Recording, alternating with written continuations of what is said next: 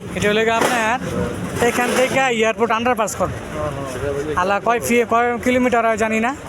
এখান থেকে পুরা যাতে হজ যাত্রীরা যাতে আপনার ওই স্বাভাবিকভাবে যেতে পারে আর কি। রাস্তাঘাট কত জ্যাম ছিল না কতদিন হজের সময়, এই জ্যামের কারণে সরকার হ্যাঁ আন্ডারগ্রাউন্ড হবে, একদম ডাইরেক্ট এয়ারপোর্ট যাবে।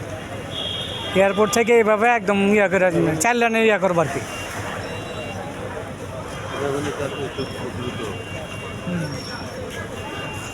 ওই রাস্তা মাইরে গেছে, ওই সাইডে রাস্তা তো কাজ করছে, এই জন্য এই মুড়িদের যা পরে মাছতে মাইরে গেছে।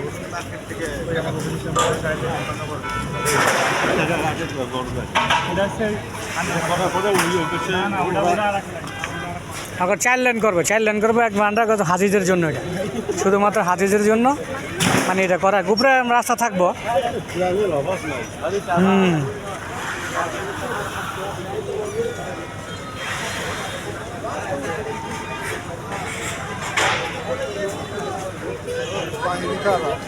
মূলত এটা হাজি ক্যাম্পের সামনে হাজিদের জন্য এই বিশেষ পদ্ধতি নিয়েছে সরকার, যাতে হাজিদের কোনো সমস্যা না হয় এবং হাজিদের স্বাভাবিকভাবে যাতে এয়ারপোর্ট যেতে পারে সেই জন্য বর্তমান সরকার।